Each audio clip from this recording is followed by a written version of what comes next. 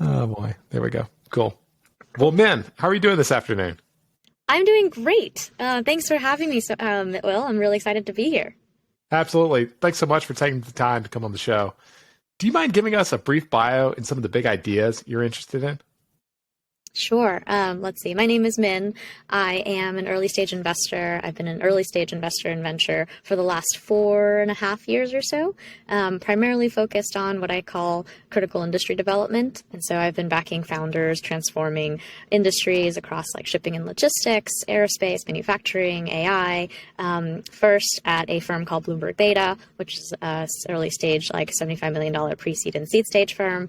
And then most recently launched an accelerator at a company called On Deck that does that looks for the most talented, ambitious people all around the globe and helps them start companies. I often think of it as, what do I like investing in? Building at the intersection of bits and atoms, right? Software is kind of magical. Most of us probably grew up on the internet, like our generation, but we do live in a physical world. And then big ideas. Oh gosh, so many. But let's see. A couple of the things that have probably been really top of mind for me lately: immigration and talent, attracting and retaining the very best minds for the U.S. I think it is not just a good thing to do, but actually of national interest and importance that we maintain technological leadership and economic competitiveness by making sure that the very best minds want to come here, right, and stay here, more importantly.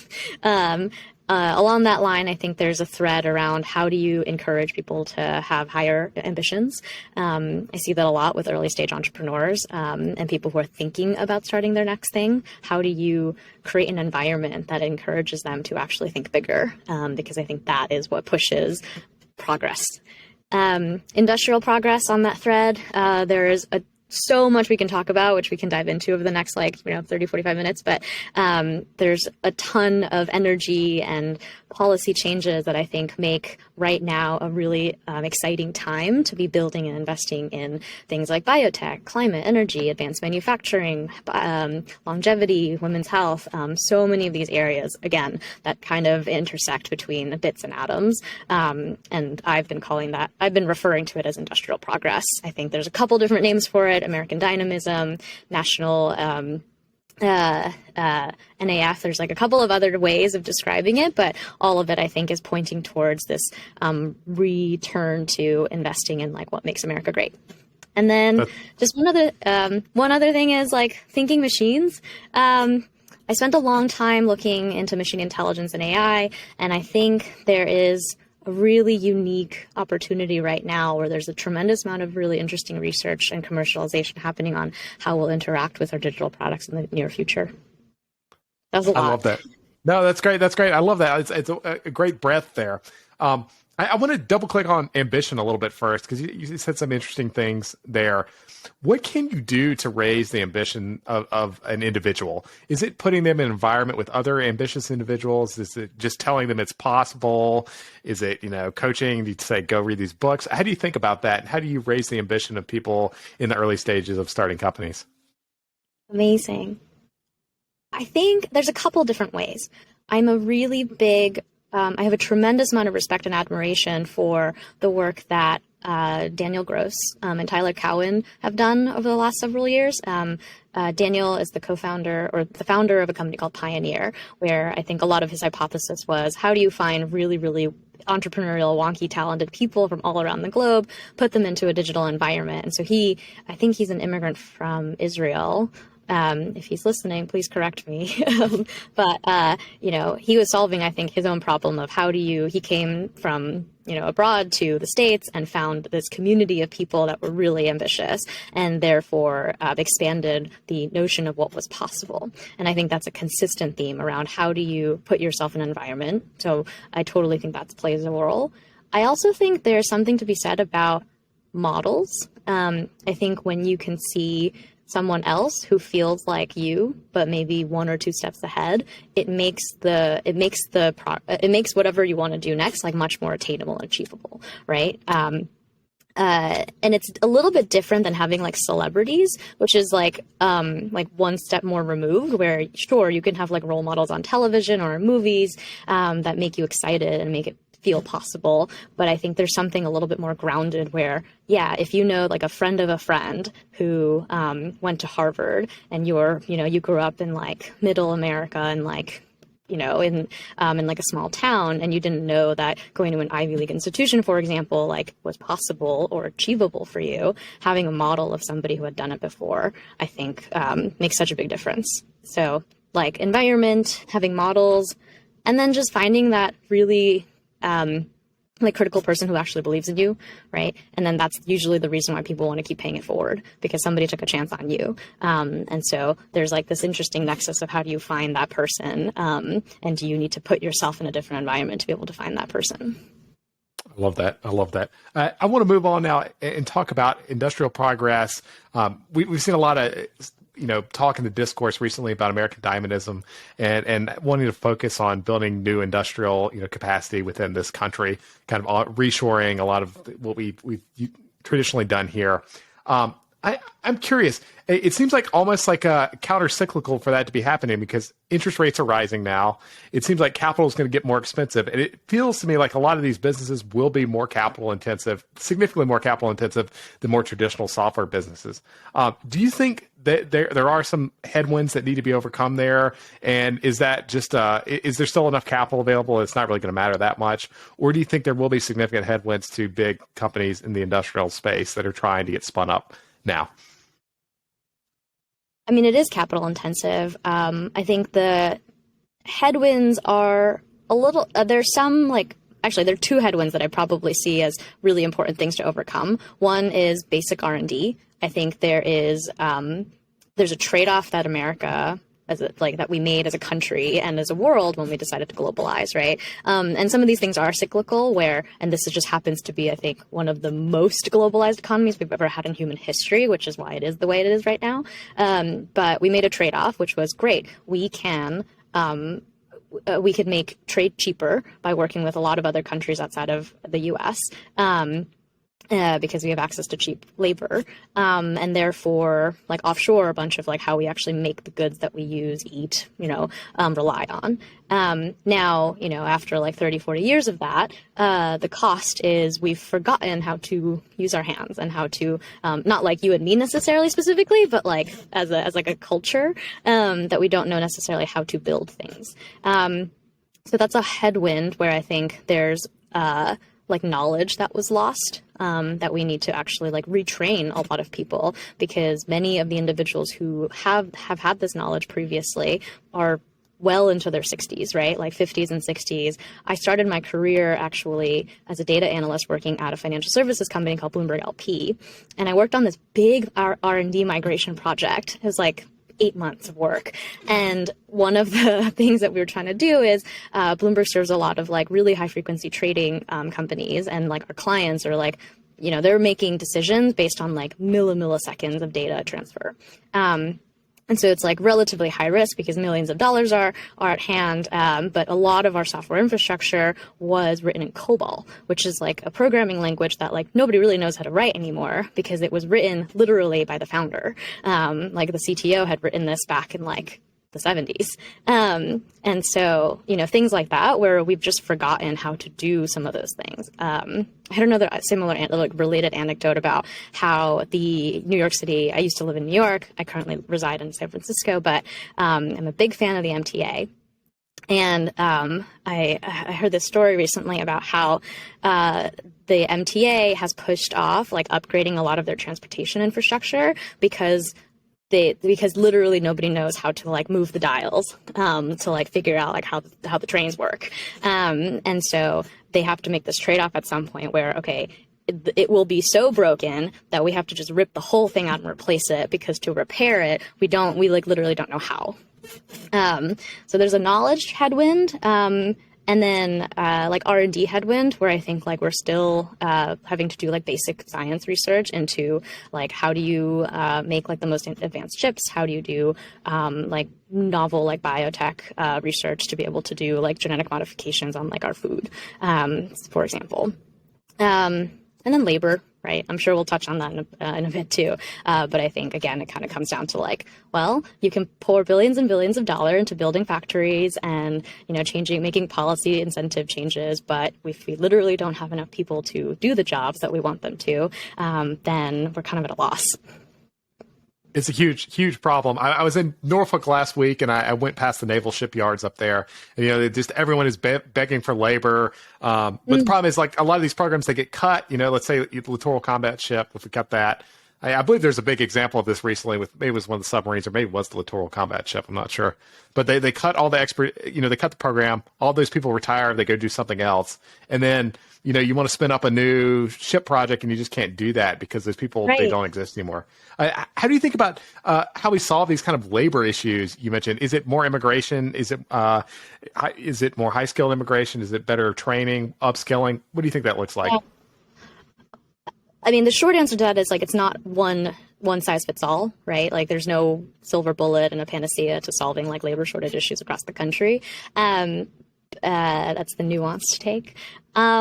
I've thought a lot about this. At Bloomberg Beta, we were investing in what we call the future of work. I think we are the only venture firm to have established that as our core thesis, or the first rather. And so we've invested in lots and lots of different kind of like future of work companies. You think about Codecademy, Replit, Masterclass, so on and so forth. And I really think that solving workforce challenges comes down to three things. You either have reskilling companies. The cost of that is that it's often time intensive, and especially for things that are not knowledge work based. Two is you literally have to like grow more workers, and we happen to have a bit of a global fertility crisis on our hands, so that one's like a very long time horizon solution. And then the most tractable and most exciting to me solution to workforce challenges is importing like the very best people, right? Like immigration. And so we used to. I mean, the United States was literally, if anybody's a fan of Hamilton, literally built by immigrants, right? And so I think it's a return to like American ideals and the roots where you want to attract and retain the very best, smartest people to come here, do research, commercialize it, build companies, scale them. I am the daughter of immigrant entrepreneurs. I was born in South Korea, and like we literally came here to pursue the American dream, right? And I think it's the most tractable solution to solving a lot of our workforce challenges today. That's great. That's great. I'm curious, do you see technological solutions to the immigration problem? It seems like the political angle is somewhat intractable and very difficult to deal with at some level. I mean, hopefully we make some progress there, but it seems like very difficult at some level. It's a hot button issue. Are there things we could do with technology to make it easier to get more people over here into the United States? I think so. There are a bunch of really like technological solutions. There's ways to automate a lot of the work that goes into making immigration more accessible and transparent, right? And I think and I think like that's happening today, right? Like the digitization of a lot of the paper manual processes that kind of bogs down a lot of like the administrative work that is involved in these pathways. There are companies that are building like legal information services, right? I've been looking into a lot of companies that are doing this right now. There's like companies like LegalPad and Boundless, and obviously like LegalZoom existed well before, like years ago. And there's a number of different startups, at least from like the Silicon Valley style of like, yay, we can like tech solve our way through a lot of these problems. And so that's exciting. There are like technological advances that I think, knock on wood, could be very interesting, where you have like language models and like AI, like research into new like AI techniques around like how do you manipulate text, right? And so, for example, if you are a talented researcher who is like a postdoc that we think that you should stay here and continue to contribute to the U.S. economy, there's probably like so much like that you've written and published, and like there's like a whole history of like your work available on the internet somewhere in some shape or form. today, even like we can crawl all of that. We can crawl the web for you and the work that you are attributed to, and then craft like the very best like biography about your work and your contributions that maybe we can, turn over to USCIS and say, hey, this is why this person's extraordinary, right? And so you think about GPT-3, like DALL-E, like all of these like new like core tech evolutions that I think could really contribute to it. And then there's and I kind of want to touch on one thing you just said, which was policy feels like an intractable problem. But I think what makes me really optimistic right now is that we've had a wave of really big wins from the policy side that I think make it really exciting to sit at the intersection of like Silicon Valley entrepreneurial.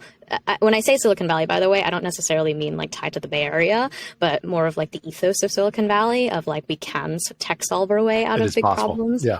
Yeah, that optimism, that at the intersection of that and like the old guard, like historically old guard, like DC legislative, like government collaboration. And so, you think about the CHIPS Act and the Inflation Reduction Act, like both of which are respectively focused on manufacturing and semiconductor and reshoring American manufacturing to climate, energy, reducing the cost of moving over to a more like energy efficient economy.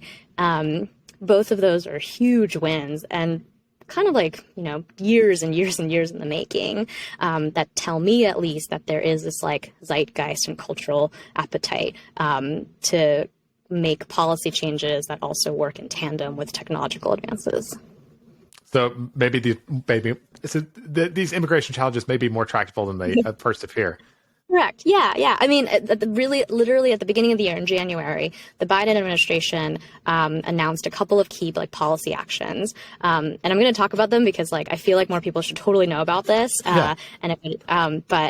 So there are a couple of visa pathways, particularly for what we like call extraordinary persons.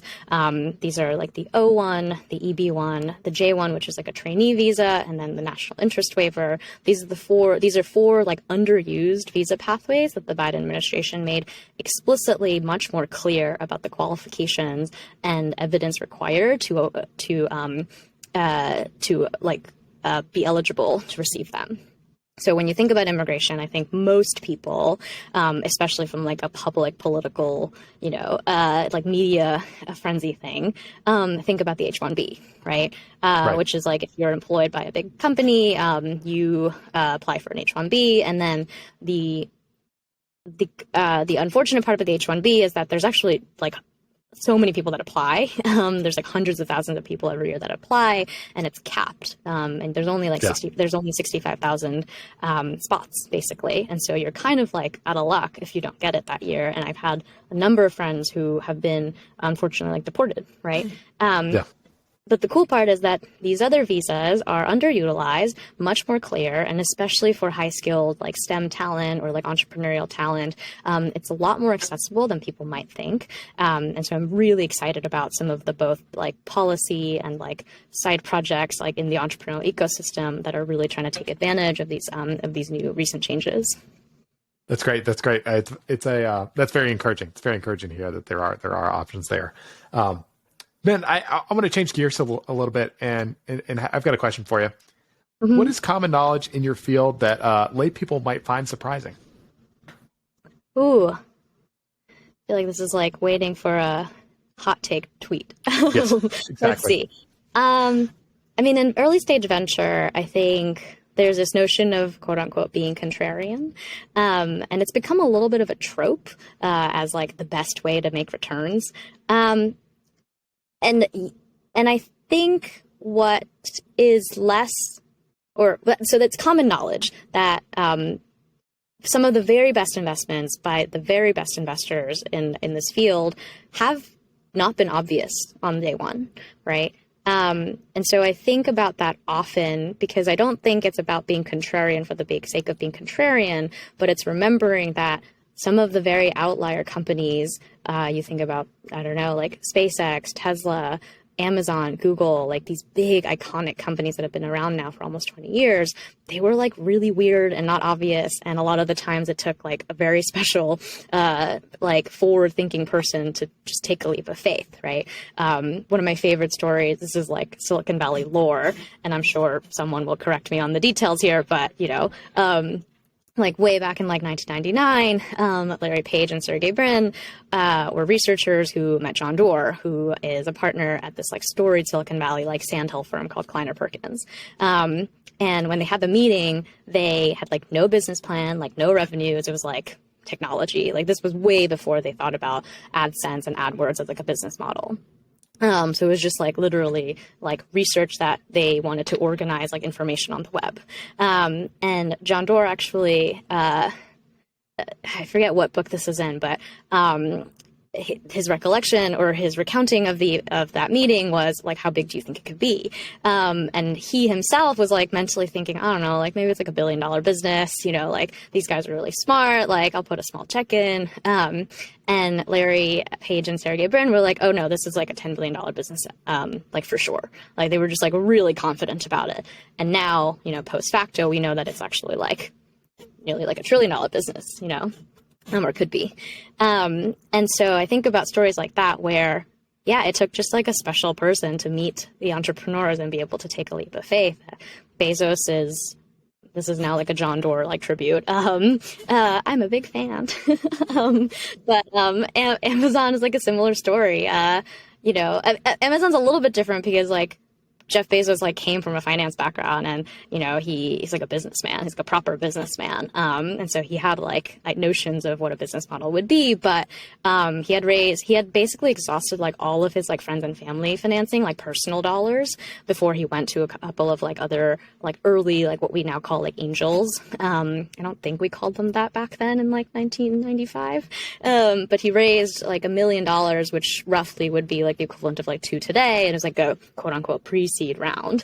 And that was like him selling this notion of like, I'm going to sell books on the internet, which now we look back and it's so obvious that it was that and then some.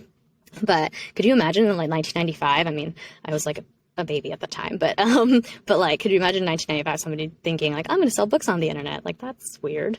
And so, yeah, I just think that, and I've had this experience personally where, when I was investing at Bloomberg Beta, like we actually invested in a transportation company that is called A2B, and they do payments infrastructure for trucking, and trucking is a massive industry. But when we invested in that company, my partner Roy Bahat led that deal, and it was intended to be a commuter transit company between for Googlers, basically, or everybody else but Googlers, because Google had their own bus. But it was to take people from San Francisco down to Palo Alto or Menlo Park, and they were going to build a business around that. And so it was transportation related, but we invested in that company. Within 3 months, COVID hit. And so, to be honest, I think we were all thinking, oh my gosh, we basically lost our money within 3 months. Like this, there's no way this is going to, like, how are we ever going to recoup this? And like Vignan and Harshita, the co-founders, are extraordinary. And they went out and they spent like 2 months doing a bunch of idea validation, like literally going to gas stations and talking to truckers, and then came back with a new idea. And like pivoted the entire business, which has now become like wildly successful. And I think it was recently like, on Forbes's, like companies to watch to become like next unicorn, blah, blah, blah. And it's an extraordinary story and a testament to, I think, when the original investment, we were making it, like, it was really weird, and like not everybody around the table was a fan. And there are several stories like that across our portfolio. And it only makes sense like in hindsight. What do you think? What do you think sets apart a team like that founded A2B versus another team? Like, was there something special? Is there something special about the founders of that team that really? Yeah. Because I don't think many people would survive that kind of challenge, right?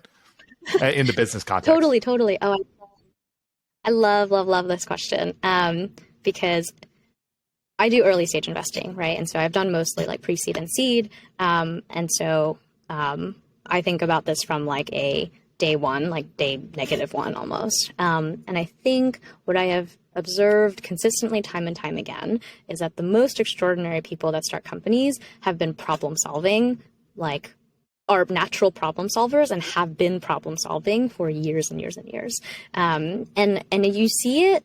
And you see it not just from like a business perspective. It's not necessarily the case that they're like serial entrepreneurs, and instead of like selling lemonade, they were like building like online businesses when they were 16. Like that's not what I'm talking about, but rather they've just been problem solving. And so the consistent observation I've just seen is a lot of founders are like obsessive about something, and then they're like, I just think it could be better, and they just go do that thing, whether or not it makes sense for it to be a business, right? And so yeah, I think like the A to B founders are like that.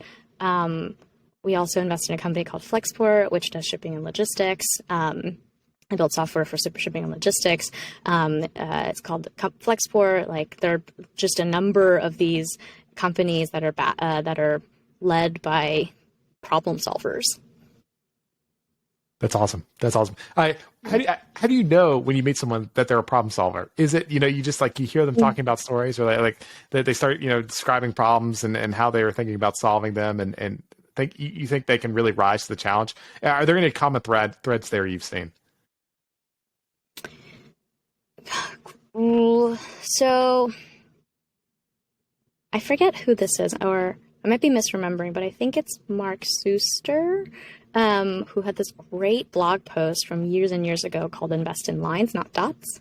And I think what's nice is my preference, and every investor might feel differently, but my preference is that you get to know someone for long enough that you get to see them in a couple different environments over a handful of different interactions, and you get to start seeing like how they respond to the questions that you ask. Maybe it's a little bit of a tough question. Do they get defensive? Have they thought about it? Can they even preempt like the constructive criticism that you might have about their business or the market that they're going after?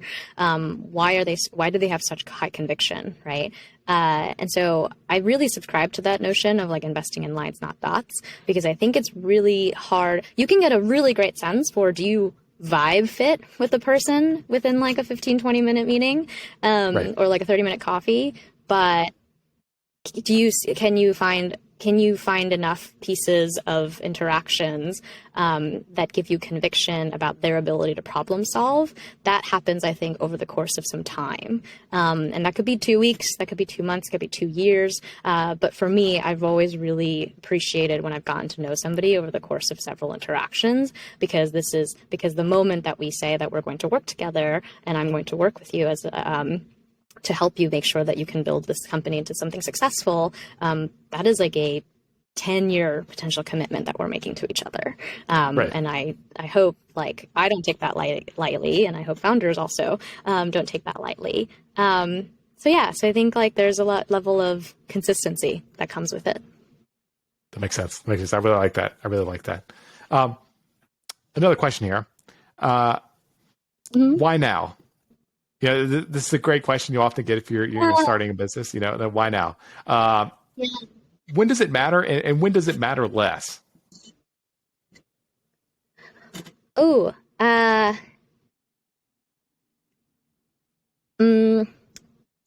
part of it depends on the kind of business that you build. It's a great question, actually, because if you're building a quote unquote deep tech company, which like generally tends to mean it is something based on like fundamental research or some deeply technical hard challenge, I think the why now matters a lot, because it literally tells you whether or not this technology is viable. Right. I've been spending a lot of time in like women's health and reproductive health in particular, or the intersection of reproductive health and longevity and biotech. And there's a dearth of just basic research, right? And so we only started really doing research on women's bodies for the last like 20 years, like 30 years, maybe. Basically, I think it was with the NIH's Revitalization Act in 1993.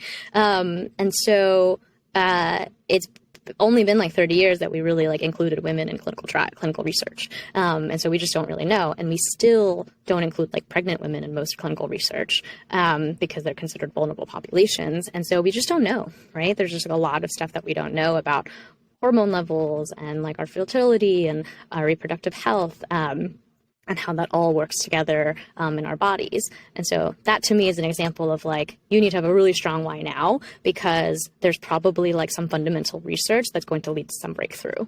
And so more recently, I think that's been top of mind for a lot of like scientists and researchers and entrepreneurs trying to tackle like the fertility crisis, whether it's from like really basic research on tracking like your hormone levels over the course of like, similar to how we all track our health now, right? Like our blood glucose levels, but can you do that for like your hormone levels, because it might have some impact on like your general well-being or some way, or your general overall health. All the way to something that feels a little bit more like science fiction, which is like, cool, can we like grow babies outside of the womb? And do you start maybe with building like bio bags for like really, really early prematurely born babies? Maybe, right? But all of that is really hard to do well if you don't have fundamental research underpinning it. So like, I think why now for hard tech, deep tech, whatever you want to call it, is really important for that reason. And then for other markets, sometimes it's not that relevant, right? Like if you think about Uber Eats, DoorDash, like Instacart, Pinterest, like a couple of these like consumer social type companies, it's not necessarily the case that you needed a why now. Maybe you could make the case that it was like smartphone adoption, because this is like, 2010s, and enough people owned an iPhone, and enough people had a cultural appetite for on-demand services. I think you see some of that now with like Web3 and type, companies where, there's enough of a cultural shift in wanting to like own parts of the internet, right? That it's not enough to just be creators, but why don't you also be able to have a stake in the things that you build online? But it's not necessarily obvious to me that like it has to be underpinned by some novel technical, shift that happened. So that's kind of how I think about it. And it is additive in other businesses that are not deeply technical, but how would I say, like necessary but not sufficient in deeply technical fields either. That makes sense. I want to talk more about deeply technical fields and frontier tech now. You mentioned some of the areas you're excited about, but can you talk about a couple of the others? Like what areas are you excited about in frontier tech? What is frontier tech? And why do you think there's been a renaissance recently of people being interested in it and investing in it? Yeah. Can I ask you how you define frontier tech? I feel like you've spoken to a number of people who actually pay attention in this world too. That's great. Yeah. Let's see. If I had to define it, it's, technology. I primarily think about it in the sense of usually physical, like, what can we do in the real physical world? I mean, it can be like, GPT-3. We talked to Stable Diffusion folks recently. Mm-hmm. I think they're doing those kinds of things. It's tough. I guess when you look at things and you're like, okay, there could be a real breakthrough. There could be a real discontinuous path of innovation that could be commercialized soon. That's kind of what I think of as frontier tech. I don't know. Amazing. No, I think that's great. I love that. Like things that inspire like breakthroughs, right? Like there's some kind of step change difference that this like piece of technology or company makes. I have a pretty like broad definition, which is anything that like really increases agency. Which is like super broad, but that's like my definition of it. And I think within it, it's like a question of like, where do you focus, right? Because I think lots of people have different interpretations of what frontier tech is. Right. And so for me, like I've spent a lot of my time in like AI and robotics. And so that's like where I like started looking into these startups in this market. And then more recently, I've spent a lot of time in like longevity, which I think is also longevity and biotech, which I think is really, really exciting. And there is a lot of like commercialization of research that I think will happen over the course of the next 10 years that will like fundamentally change the food that we eat, like the health that we preserve, how long we live, right? It's just, and And then the last like two probably are around like space. The last time we really had a space race was back in like the 1960s.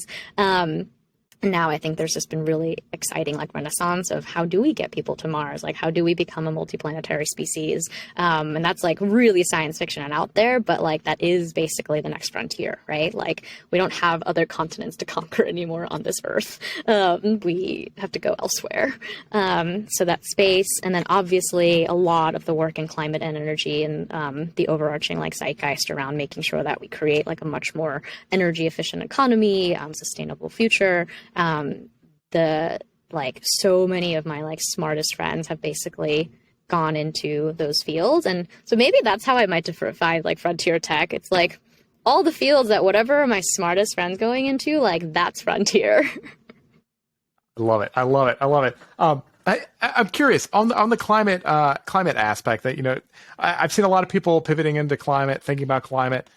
One of the big challenges I see is that it seems to be like mostly a public good to fix climate change. It's tough to capture the upside, and internalize kind of the upside, if that makes sense. Especially so if we, carbon capture, it's difficult, right? Because who wants to pay to capture carbon? You can just produce it. I'm curious, do you have any thoughts there? What do successful companies look like in the climate space? Is it more companies like Tesla or something else?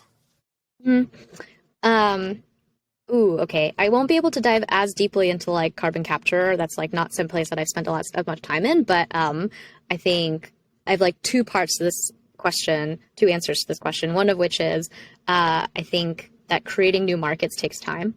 And Gotcha. Historically, I think you are right that a lot of like climate activism was like a lot of doing good, right? And it was very like ESG impact, which is good, like net positive for the world, but not necessarily well incentivized for the very best entrepreneurial talent to go and work in them, right? And so a lot of the companies that I'm most excited by in like the climate energy space or in the carbon space in particular, I think are building like big R&D projects. And a lot of that research into like literally like direct air capture, right? Like taking carbon out of the air and then storing it underground. Like that is crazy. Like it's crazy cool that we can do that. But that's going to take time. Yeah. And then you'll have to build the proper like business model around it.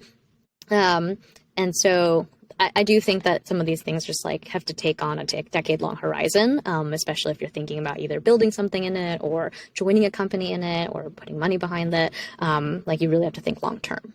On the flip side, I think the other part that's exciting about energy, maybe less like climate per se, but is I love that you mentioned Tesla because I think it's a great canonical example of a company that isn't obviously a quote-unquote climate company, right?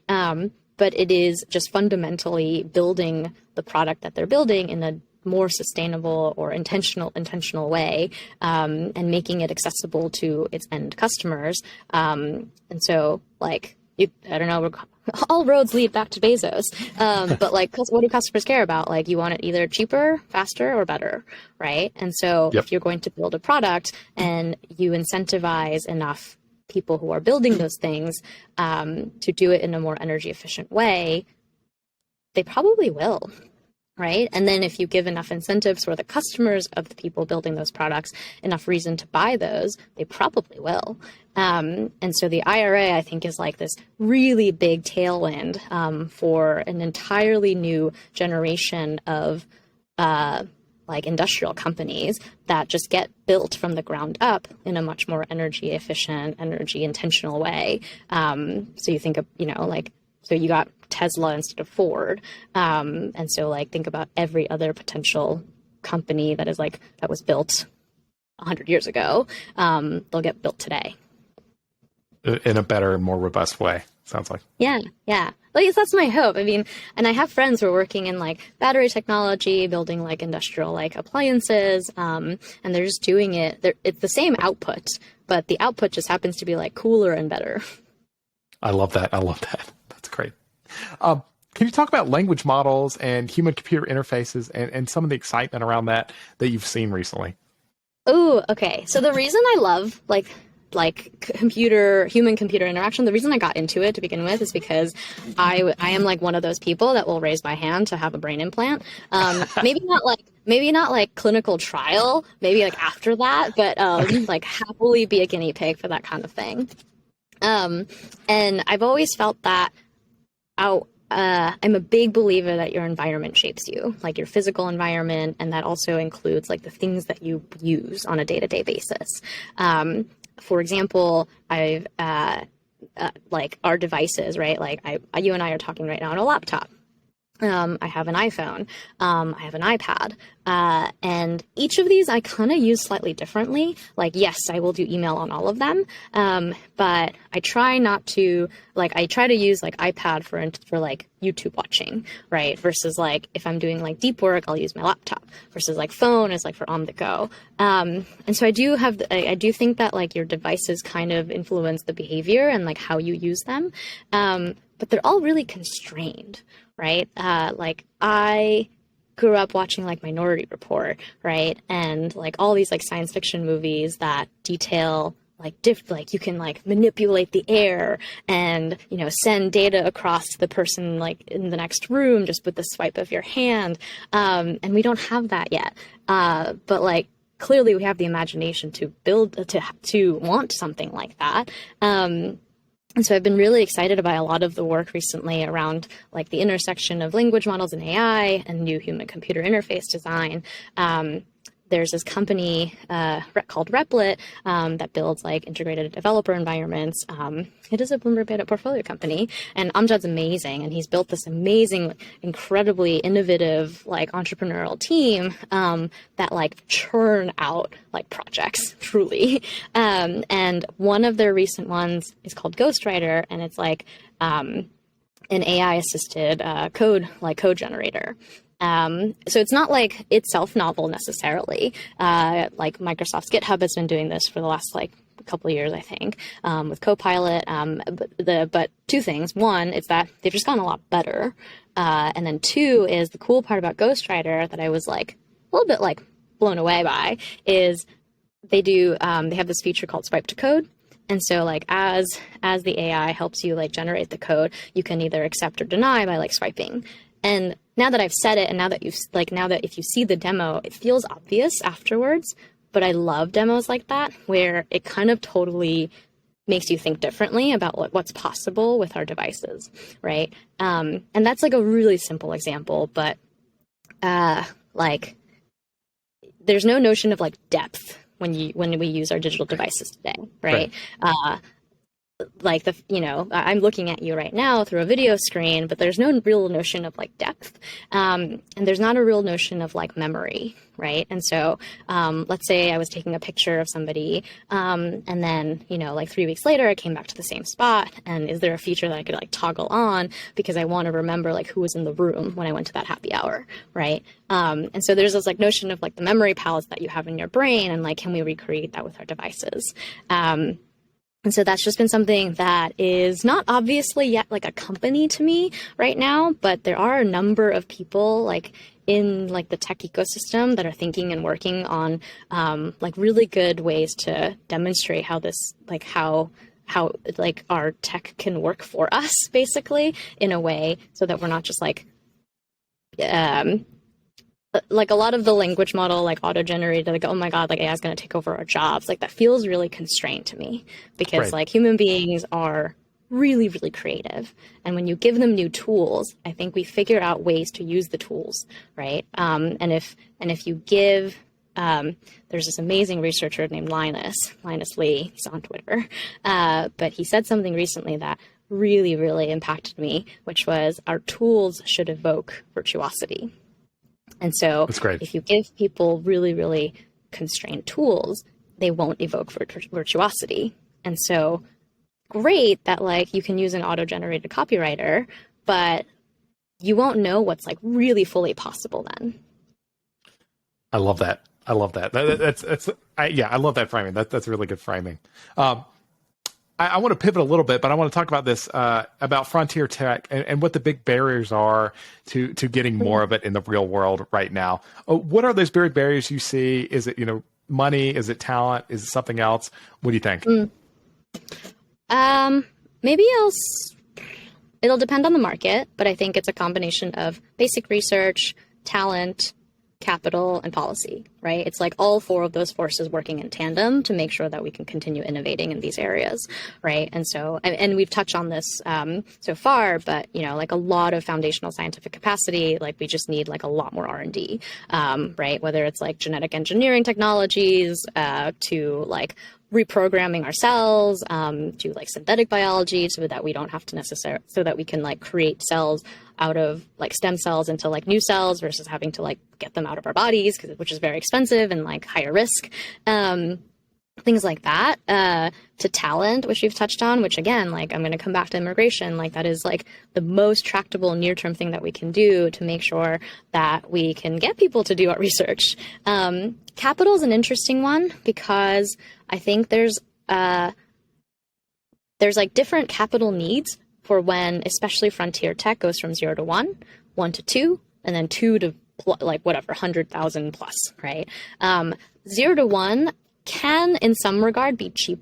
Can be cheaper than I think people think, because a lot of like the hardware components in like robotics and advanced manufacturing, like some of those things are now like off the shelf, right? And so they're a lot cheaper than we thought that they were before, right? And so instead of like your first prototype costing you $150,000, like you might be able to do it for 80, right? Which is like non-trivial. And so capital for 0 to 1, I think in some ways is the barrier to entry is like lower than it was before, like call it 10 years ago. 1 to 10, I think is actually really hard. And so like, that's where I think we need like lots more people excited and investors excited to put in like, that 10, $15 million, because that's when founders are going from prototype to like now serving and delivering to their first handful of customers, right? And like only then, after you've like proven that you can actually build those first 10, can you now attract enough capital and excitement and interest to be able to like really full steam ahead go and like produce 100 or 1,000, right? And so that's a little bit more of a nuanced answer in like my opinion on kind of like how the level of importance to capital. And I think like that gap from like 1 to 10 is actually like one of like the most critical areas where we could use a lot more risk taking. Why do you think there's less risk taking there at that 1 to 10 stage? Because I think like it's still a leap of faith. And so like it's the same, if a founder came to you and said, hey, I want to build this, build this robot, or like build a factory or build an industrial appliance of some kind. 0 to 1 is like you're investing on the basis of founder market fit, like founders' domain expertise or their capacity to actually build this, and like the market opportunity potentially. But the 0 to 1 is like, cool, I built the prototype and it works. But now like you still have to take the same leap of faith. And it's not necessarily any more like market de-risked necessarily, because it's probably only been like 12 months. And so I just think that sometimes it's like more of a, just like a little bit of fear where, oh, okay, you hit all the milestones that we agreed upon. Okay, cool. But now we need to go from like putting in like $1 million or $2 million to like 5 times that amount, right? It's not totally obvious to me that like your customers are going to pay, or that you have a customer base that will pay hundreds of thousands of dollars, if not billions, in the next like 3 to 5 years. That's just a lot more difficult. It's just a lot more difficult to get that level of conviction. Yeah, exactly. And so, capital, and then the last one is policy. But like I said, I think the exciting part is that the government seems like they're really, really aware and they care that these areas, especially around industrial progress, are really critical to the national interest. And so there's both political will and dollars. And so the administration is putting their money where its mouth is. Love that. Minn, we're running up on time here. What piece of a career advice, especially for people working in tech and startups, do you think is important, but maybe underrated, maybe something you can impart to the audience that they might could utilize? Two. I will say 2 pieces of advice, and I'm paying it forward because they are 2 pieces of advice that I received early in my career, and they have they have continued to be true. One is write online. That doesn't mean you have to tweet, by the way. But, I've been writing online for the better part of over a decade, actually. It's always been a really great way to share ideas that are in my brain with other people, and it gives insight to others about what I'm thinking about. And those ideas like propagate faster than if you were to try to have 10 conversations, right? Versus you can reach 100 people just by writing a blog post about, my latest thinking on like women's health. I have not actually published that piece yet, but writing online. And then great cold emails. A really good cold email. I got into startups. When I lived in New York, I just cold emailed a lot of people in like tech ecosystem, not because I was trying to like be a VC per se, but because I was really excited by what they were building. I would like go onto the app store, look up the top apps of the day, and I would like try them and then write unsolicited feedback. Like truly, I was like 23 and looking back and really cringy. But I would be like, "Hi, I'm so and so," like just like some random person from the internet. And I would write unsolicited feedback to like people building these products, and then lo and behold, like they would invite me to coffee because they were, they were like, "Who are you?" But yeah, writing online and then sending great cold emails, like they will take you a lot farther than you might think. Yeah, I definitely second on the cold emails portion. If you can have a genuine kind of well-written cold email, you can get really far in life. It can really help. Totally. That's great. This whole podcast is a testament to that. Oh, I know. It really is. One day, you start writing emails, and then you're talking to Vitalik Buterin and Minn Kim, and who knows what could happen. It's pretty wild. Well, Minn, thank you so much for taking the time today. Where can people find you? Where should we send them? I am very online. You can find me on Twitter at Minneycat, MINNEY_cat. And then I also write online at minnkim.com. That's great. Thanks, man. Cool. Thank you so much, Will. This was a